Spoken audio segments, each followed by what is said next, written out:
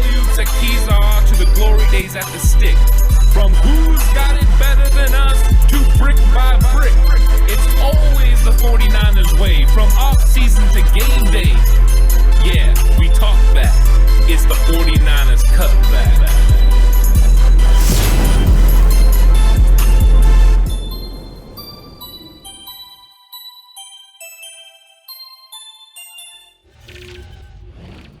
It's 49ers Cutback Podcast time.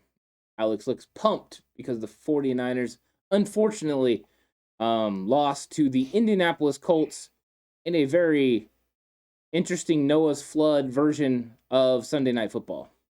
It was funny. We kept talking all week about how, it was going to take, for the weather to have an actual impact at all in any way, in shape, or form in this game. We're going to have to see rainfall that we haven't seen at this time in San Francisco in a while.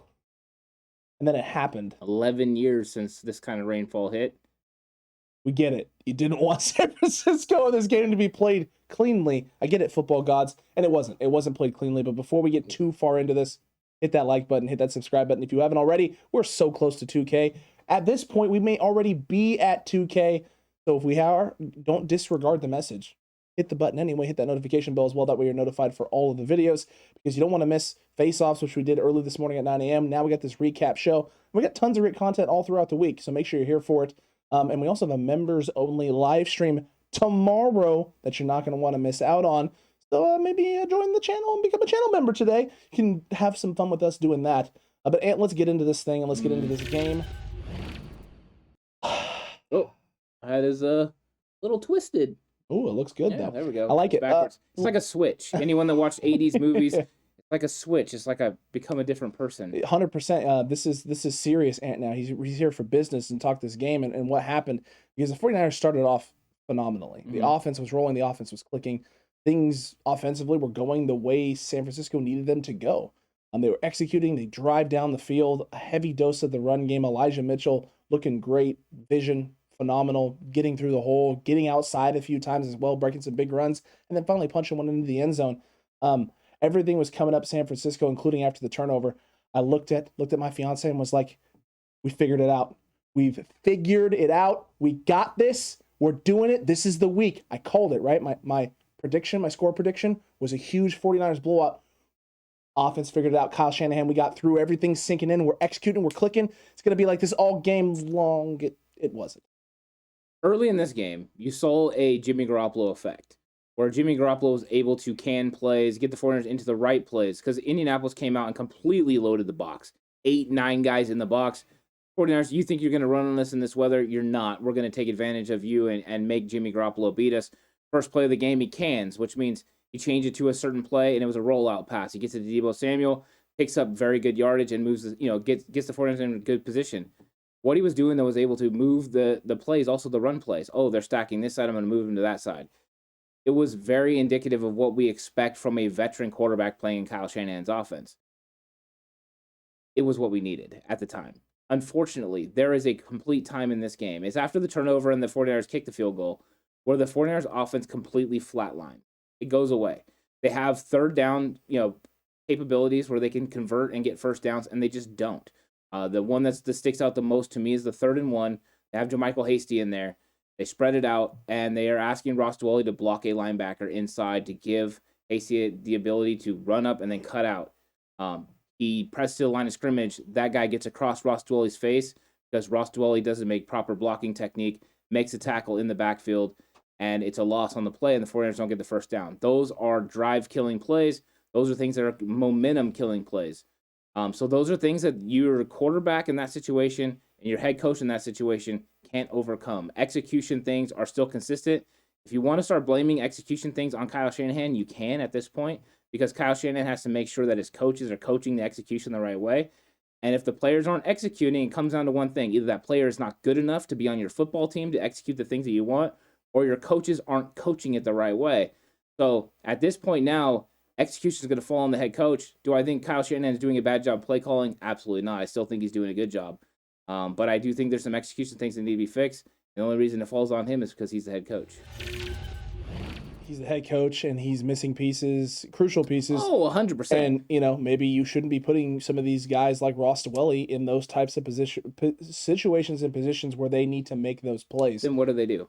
The only thing you can do right is in that situation is go into a base run set where the other team knows you're running the football and they can stack the box. Right. Or in a torrential downpour, you decide to throw the football, which is not ideal either.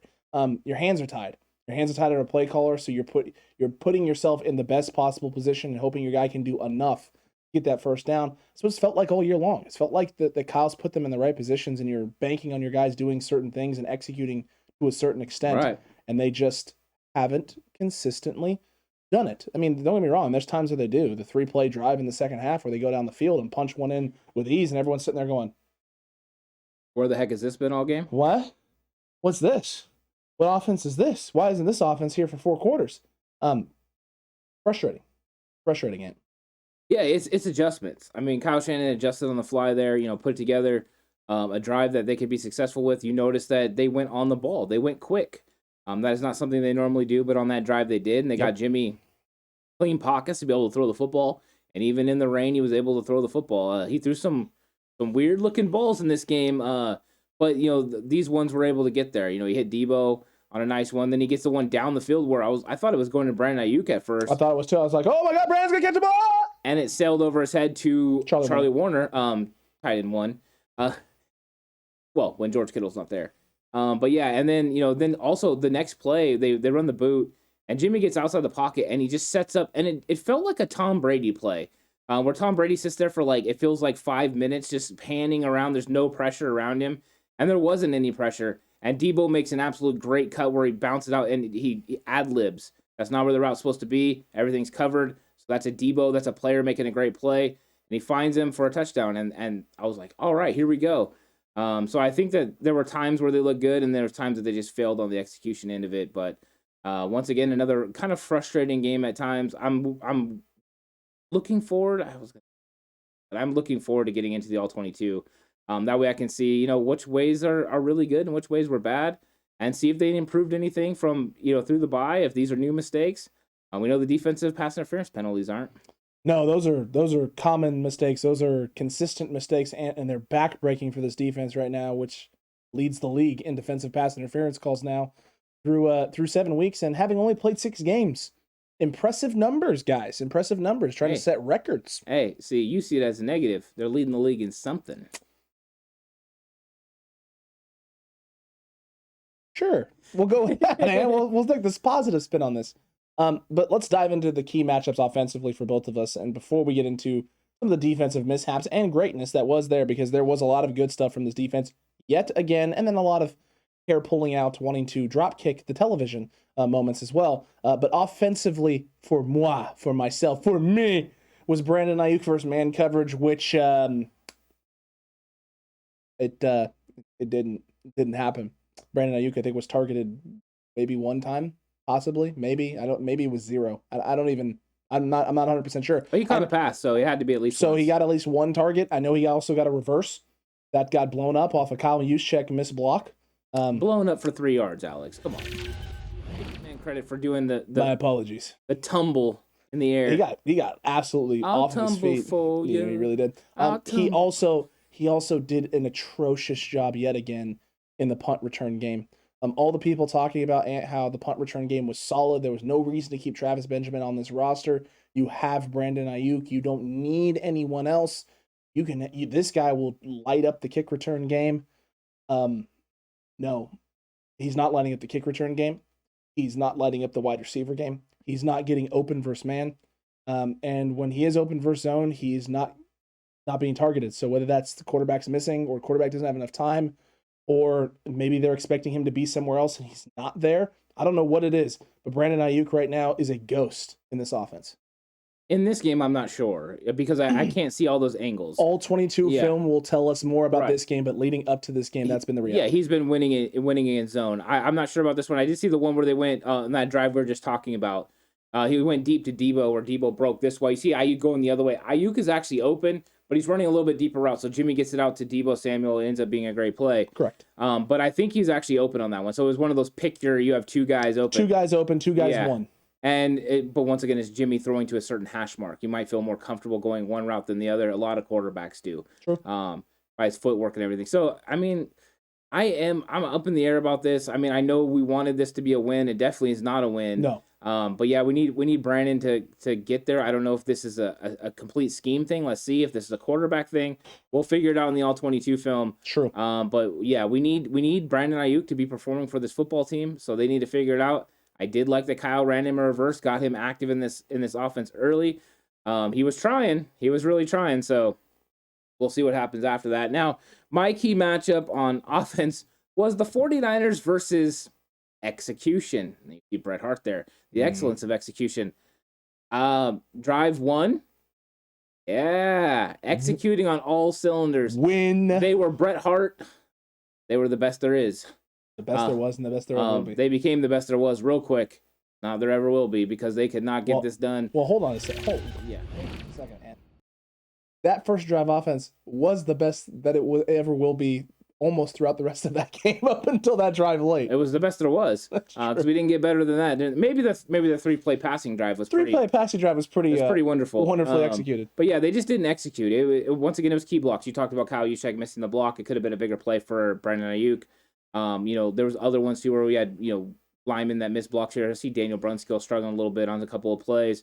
Jaylon Moore getting beat for the sack by Kwity Paye. There was little things like that. Deebo Samuel dropping screen passes. Jawan Jennings passing screen pass opportunities. Those things can't happen because those are ways that you're going to be able to... Deebo fumble. Yeah, the Deebo fumble, of course. Jimmy Garoppolo fumble, interceptions. Those are all pivotal plays in this football game that go the wrong way. And they weren't able to execute at a high level. If they would have executed at a high level, they would have walked away with the football with a win. But they didn't do that in this game, and they got no one to blame but themselves. They got to go readjust, figure it out, and go get figure out how to get a win. And they got another big matchup because right now they're not out of it. I mean, they're not. No. I still believe in this football team, and until they are legit out of it, I'm going to keep rooting for them and keep rooting for them to make the playoffs. But it's starting to get to the scary point. It's starting to get to that point where it's like, okay, we got to make some decisions. Start thinking for the future if we don't start winning football games right now. But yeah, I like the 49ers chances to rebound, and I'm just going to keep saying that until it actually happens. Or it doesn't happen and we're ready to... Well, I told you, after next week, if they don't beat the Bears, I'm willing to start playing some of these young players and transitioning. I think that is the first time that I'd be willing to do it. I don't think you and I are in, like, this team needs to rebuild, but you definitely need to see what you have in terms of your young guys and what tough decisions you can make with some of these vets that are on one-year deals going forward. Well, right? I also say it because it's the trade deadline. Also the trade deadline comes up right after that, so you might want, as a 49ers, to sell off a couple of pieces. You might not get a lot for it, but a 5th, 6th round pick. You can hit on those. For a couple of those. You've proven that you can be successful with those. So stockpiling picks if you feel like your season's not going the direction that you want it to go. And also a little bit of salary cap dump. Get a little bit of freedom for next year. It won't be a lot, but a little bit. See what they do. But the selfish part of me still wants the 49ers to win against the Bears, so that way they're still in the middle of the playoff hunt. I'm not ready to pull the plug or the trigger on this season and it be over. I'm not there yet. I'm just not. And 49ers fans, you may hate me for that. You may not agree at all. I think a lot of people agree. I think there's a lot of people that agree, and I think there are some that are ready to turn the page. There's a lot that are ready to turn the page. I don't think it's some. I think it's a lot. Well, it depends on what your market is a lot, because I think Twitter, right? If you're going off what Twitter is, then it's a lot. If you're going off what's actually out there, I'm sure there's a wide amount of people that aren't on Twitter that believe opposite. There's probably. I would say that it's probably closer to 50-50. Maybe. Yeah. The feeling I get. Okay. Talking to people. Well, okay. Lots of different people. I talk to different people that think it's the other way. So. Oh, that's good. I need to start hanging out with those people. Man. You do. I need to start hanging out with those people. You need some positivity in your life. More positivity. The power of positivity. Power of positivity. I mean, look at your skin. It looks glorious. Don't you dare be sour. Clapper. All right, no. But look, offensively. Yeah. Just meh. Execution-wise, not there. It was not the excellence of execution like you would wanted. None of this. No, none of it at all. Defensively had its moments, especially early in this game. The fumble early, the big pick in the red zone by Alshire. Well, kick in the red zone by Alshire that gets ruled a pick, not a pick later. Yeah, because Contavious Street made a great play, got a thumb on it. Good job, Or a Contavious. pinky. Good job, Contavious Street. Yeah. But there was some great execution by the defense and some great opportunities by this defense, and they put the 49ers offense in better positions in short fields and things of that nature, and the Niners had chances. And the defense stepped up in a big way early in this game and gave the 49ers offense plenty of opportunities to go put points on the board and really put this game out of reach. And you got 12 points out of all of it. Two turnovers early in the game. You got 3 points out of it and one touchdown and a missed extra point. Thank you, Mr. Sly. Yeah, I have no problem with it's not Sly's fault. It's a bad snap. It was a bad snap. But Sly, I'll say he kicked a freaking great field goal. 56 yards in that weather. It's pretty impressive. That dude's got a heck of a leg. He's got a cannon. Yeah, I like him actually. He's Sly. He snuck in there. Oh, he's Sly. He snuck in yeah. there. I like it. But no, I didn't think that was a real problem. I did think that, not capitalizing with touchdowns, on those turnovers is a big problem. But ultimately what it came down to for the defense is the pass interference calls. DPIs all season. A lot of them were on third down. Third and long, it just felt like we're going to huck it and chuck it and something's going to happen. And unfortunately, it didn't go the 49ers' way. And defensive pass interference has been a real problem. And I would like to say that it's all bad calls, but it's not. Some of them are legit and they're happening. So they're going to have to fix it. They're going to have to figure out how to handle this a better way, because this is not sustainable defense. Because if you do this, every single point scored by the Colts happened during a drive that was influenced by a defensive pass interference. This has been the case in almost every week too. Most scoring drives for every opponent have been this. This is now a dirty little secret throughout the league that if you don't get what you need against San Francisco early and you're sitting at third and long and that defense has put you in a negative game script, just take a 50-50 shot downfield, because it's not really 50-50. It's more like 75-25, because you're either going to get a catch, pass is going to get broken up, or you're going to get a defensive pass interference call against this 49ers team. Deep balls, for whatever reason, man, we're not playing them well. And what did you think about the way Emmanuel Mosley changed coverage at the end of the game and he's playing behind the guy? I thought it was brilliant. Yeah, so then I think if it wasn't rain, I think he actually would have had an interception. That's one of the other things I wanted to talk to you about. Despite the 49ers executing well, we dropped what? Three picks? Norman dropped a pick. Emmanuel Mosley dropped a pick. Mosley dropped two. He had the one on the sideline where it came Oh, down. you're right. The one that bounces off his face. Yeah, and then he had the one in the end, almost the one that would have been in the end zone. Yeah. And then Norman, the one where he breaks on it. Those are three huge. Let's be honest. Yeah, the Emmanuel elite. Well, yeah, he's elite, man. Emmanuel Mosley, the one on the sideline, that's a pick six. That's a house call.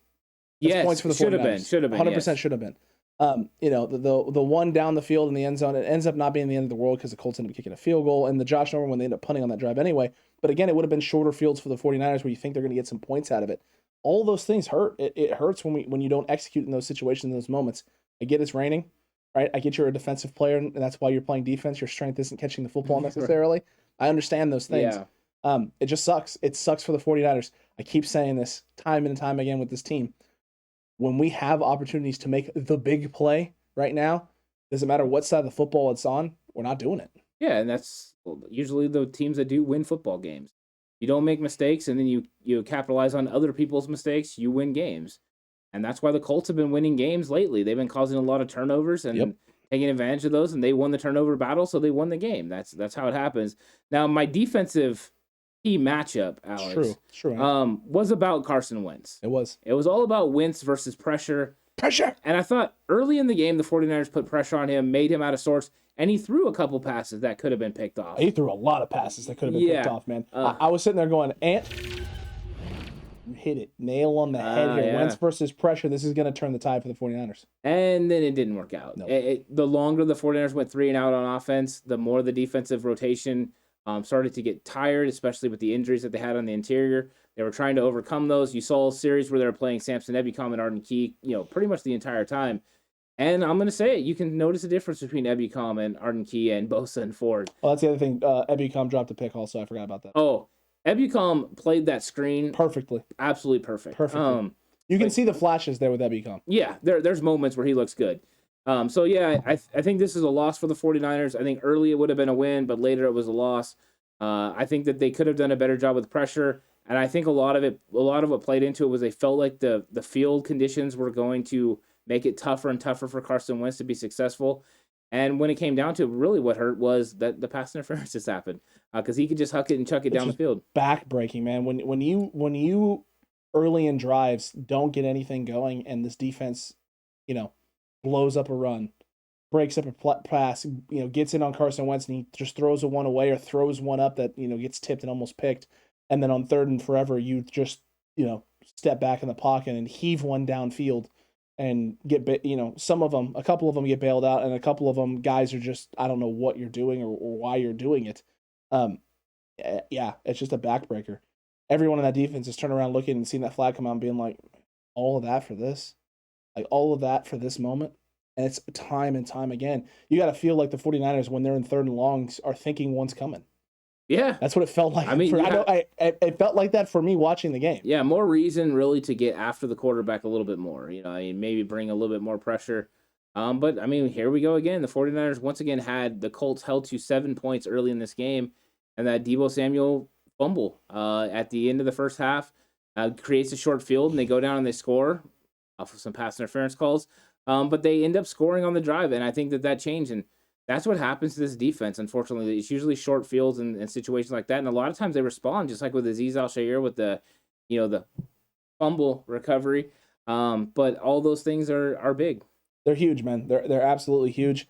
And my defensive key matchup, Ant, was big also. It was the 49ers gold rush versus the running game. And unfortunately, the gold rush, not healthy, not 100%. And Jonathan Taylor, early in this game, was stifled. They were able to get in there and blow some plays up in the backfield and really slow down this Colts offense. Put Carson Wentz in 3rd and longs, and the pressure was getting after him. He wasn't making sound decisions. But he just wore him down. They wore him down throughout the game. The run game wore the Niners defense down, and the 49ers, didn't help. The 3 and outs and the complete flatlining, like you talked about earlier, the 49ers offense in the middle of this football game just made it extremely, extremely hard for this defense to continue playing at a high level and continue this pass rush playing at a high level in the run game up front, them jamming run lanes and not getting blown off. I saw later in this game on one of Taylor's huge gash runs where they double team both DJ Jones and they're double teaming Kentavious Street.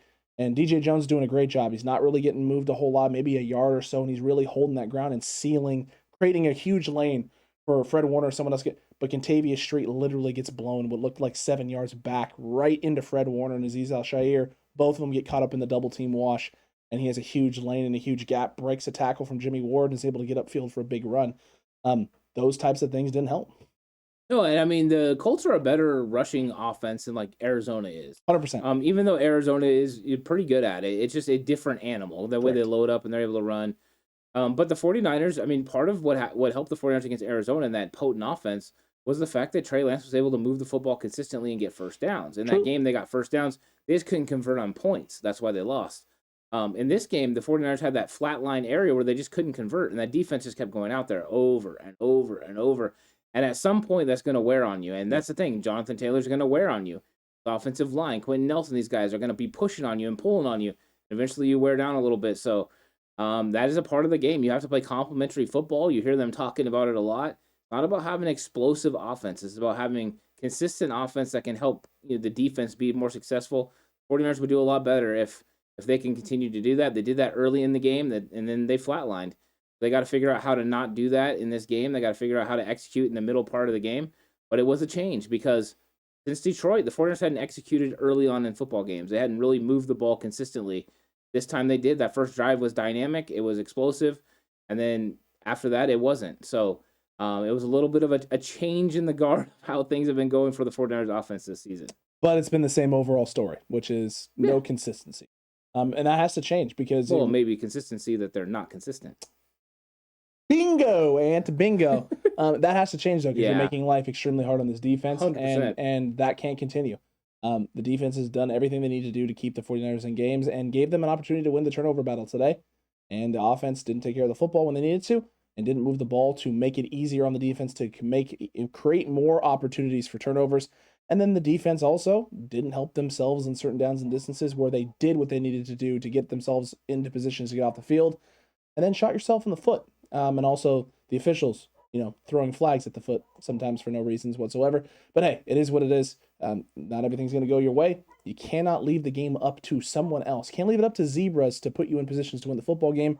You have to put yourself in positions to win the football game. And there were some guys in this game who did do that, Ant. There were some players who stepped up in a big way. Defensively, it's time to talk about the block is hot and what just defensive players were hot on the block in this torrential downpour.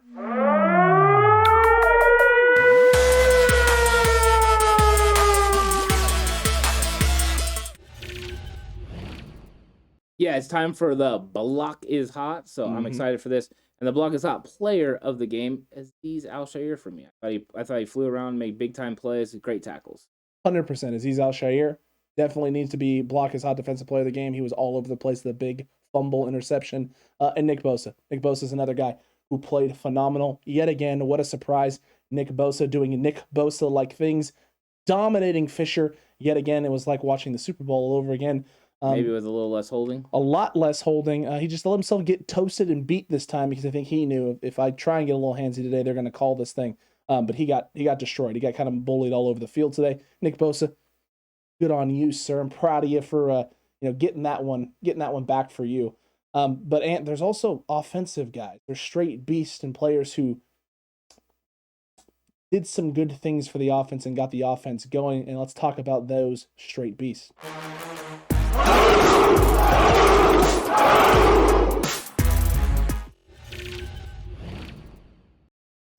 Yeah, Alex, who did you have for your straight beast? Look, it's pretty simple. It's Deebo Samuel. It's not even close. Whether it's kick returning, whether it's rushing the football, whether it's fly sweeps, whether it's over the middle of the field. It's funny hearing kick returning. I know it is funny hearing kick returning, but Deebo Samuel's an absolute monster. He's one of the more dynamic and best receivers and just threats with the football in his hand in the NFL. That much is solidified now. I heard someone saying there needs to be a push for Deebo Samuel for MVP conversation. I don't know if I'm willing to go there yet because because they only have 2 wins. They're not winning football games, but in terms of maybe most improved player of the year, definitely needs to be in the conversation for that. For sure, Pro Bowl as well. Absolutely. But yeah, my straight beast is going to be Elijah Mitchell. Has to be. Great running game again. It's the first time he went over 100 yards since Detroit. But you've seen the vision there. He's now starting to not just go vertical, but also take an inside move and then bounce back outside. He did a lot of good things in this game. I thought that he set the tone early. I look forward to seeing his improvement in the future. I didn't quite go the wow, that's bold that I wanted. I called for 2 touchdowns. He got 1. But I'll take it because I thought that he looked good and he's improving, and I am optimistic about what he can do in the future. 100%. Extremely optimistic about what he can do in the future. Elijah Mitchell improved today in a way that I hadn't seen from him before. The outside bounces with some of his runs, the vision that he demonstrated. He's always demonstrated good vision, but he elevated it today. He was able to find newer running lanes, different ways to attack, getting outside at times, not just getting his foot planted and getting downhill. Took things when they came to him. I loved what Elijah Mitchell did today. I loved what happened there. We just got to get consistent execution from everybody, and it's going to get better for this team. You have to believe that, faithful. You have to remain faithful. And let us know what you thought about this recap show down below in the comment section right now. Are you just fed up? You're done with this team? You're sick of it? Or, you know what? It's great. It's not what we're all looking for and what we want, but we got a very winnable game again this week coming up against the Bears. The 49ers can turn this thing around. Just got to believe and you got to have faith that this team can execute and get it done. We'll see what happens. Yeah.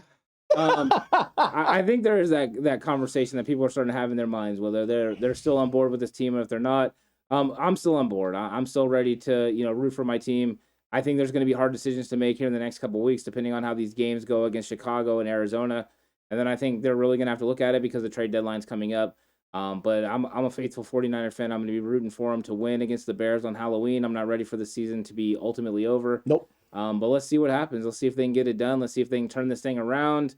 If they can, great. If they can't, I'll still be cheering for them, but we'll see what happens. We'll see what happens, Indy. Cutback crew, make sure you're commenting down below. Make sure if you're new to the channel, you've hit that subscribe button as well and that notification bell. That way you don't miss any episodes here that come out daily on the channel at 11 a.m. It's a tough one. Not fun. It still stings. It's going to sting for a little bit of time, but we got to start building. We got to start preparing. We got to start getting our minds right and ready for this Bears game on Halloween. trick or treat. We'll find out what we have Sunday. Either way, we get chocolate wasted. So we're going to chocolate waste no matter what. Either celebratory chocolate wasted or absolute depression chocolate wasted as the season is slowly slipping from our fingers. We'll see you on the next one. Cutback Crew. And until that time, stay safe. Remember, the right way is always the 49ers way.